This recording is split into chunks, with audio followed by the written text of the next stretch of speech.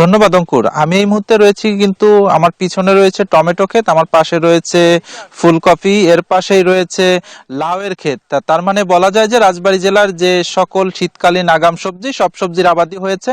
তবে সবজির আবাদ করে কৃষকরা যেটি বলছে যে আসলে এখন যে তারা দাম পাচ্ছে সেটি তাদের কাছে কিছুটা আসলে লাভবান হচ্ছে। তবে যে সবজিগুলো আমি পিছনে দেখাবো যে এটা লাউয়ের টমেটো, সেটি আসলে আরো 1 থেকে 1.5 মাস পর বাজারে আসবে। এর পাশে যে ফুলকপি রয়েছে, কোনোটা 15 দিন পর বাজারে আসবে, কোনোটা 1 মাস পর বাজারে আসবে। ঠিক আছে, তখন আসলে যদি এই দামটি সহনীয় বা কৃষকের উৎপাদন খরচের সাথে সামঞ্জস্য করে যদি থাকে তাহলে তারা লাভবান হবে। যদি কিনা এই দামটি যে দাম এখন আছে সেই দামটি যদি এর থেকে কমে যায় তাহলে কৃষকরা কিন্তু ক্ষতিগ্রস্ত হবে। কৃষকরা আমাদেরকে জানিয়েছে চলতি মৌসুমে তাদের যে সার কীটনাশক সহ নানান যে সব কীটনাশক ব্যবহার করতে হয় ক্ষেতগুলোতে, সেটি কিন্তু দাম ক্রমে বৃদ্ধি পাচ্ছে। বৃদ্ধি পাওয়ার কারণে কিন্তু তারা তাদের যে উৎপাদন সেই উৎপাদন খরচও কিন্তু আসলে বেড়েছে। তবে এবার যে আবহাওয়া অনুকূলে থাকার কারণে কিন্তু প্রায় প্রতিটি শাকসবজিও কিন্তু এখন ভালো ফলন হচ্ছে। বিশেষ করে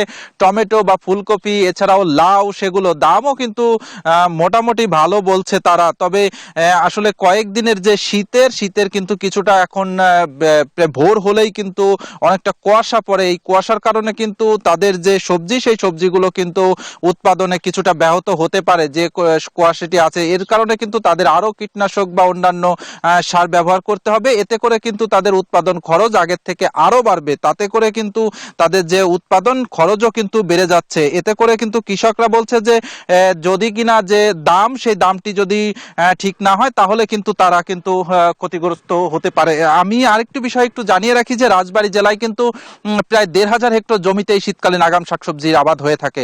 আমি কৃষি আরেকটু সহকর্মী আছে আমার পাশে পাবনাতে, সেই পাবনাতে রয়েছে রানা। তার কাছে আমি জানতে চাইবো যে আসলে রাজবাড়ী জেলায় কিন্তু আগাম শীতকালীন শাকসবজির আবাদ যেমন হচ্ছে, দামটি নিয়েও কিন্তু কৃষকদের মিশ্র প্রতিক্রিয়া রয়েছে। সেখানকার কি অবস্থা একটু জানাবেন। ধন্যবাদ মিঠুন। আমি এখন দাঁড়িয়ে রয়েছি পাবনার একটা পেঁয়াজ খেতে। আপনারা জানেন যে সারা দেশের মোট পেঁয়াজ চাহিদার অর্ধেকের কাছাকাছি এই পাবনা থেকে হয়। আমি যদি একটু দেখাই, বিস্তীর্ণ জমিতে মুড়ি কাটা পেঁয়াজের আবাদ হয়েছে। এই মুড়ি কাটা বা মূল কাটা পেঁয়াজটা কৃষকরা উত্তোলন করবেন আর কিছুদিনের মধ্যেই।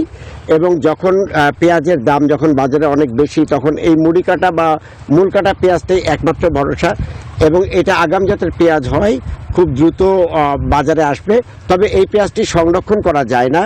সংরক্ষণ না করা যাওয়ার কারণে মানুষ এটা বাজারে হাট বাজারে আসার সঙ্গে সঙ্গে এটা উত্তোলন করে এটাকে খেয়ে ফেলতে হয়। আসলে পেঁয়াজের যেটা হালি পেঁয়াজের যেটা মানে শেষ হয়ে যাওয়ার মৌসুম, সেই সময়ে পেঁয়াজের মানে বাজারটা ধরে রাখতেই এই মুড়ি কাটা পেঁয়াজের দিকে করা হয়।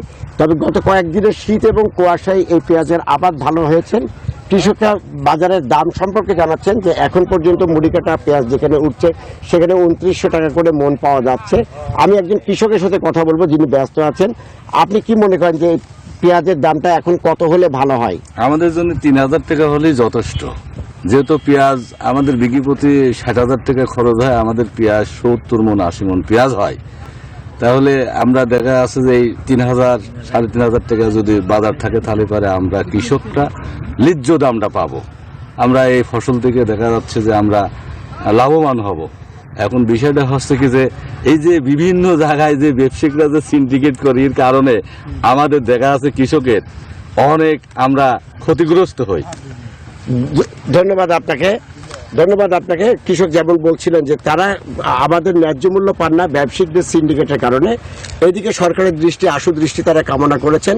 সব মিলে এই ছিল পেঁয়াজের ক্ষেত থেকে আমার কাছে সর্বশেষ তথ্য। ফিরে যাচ্ছি স্টুডিওতে।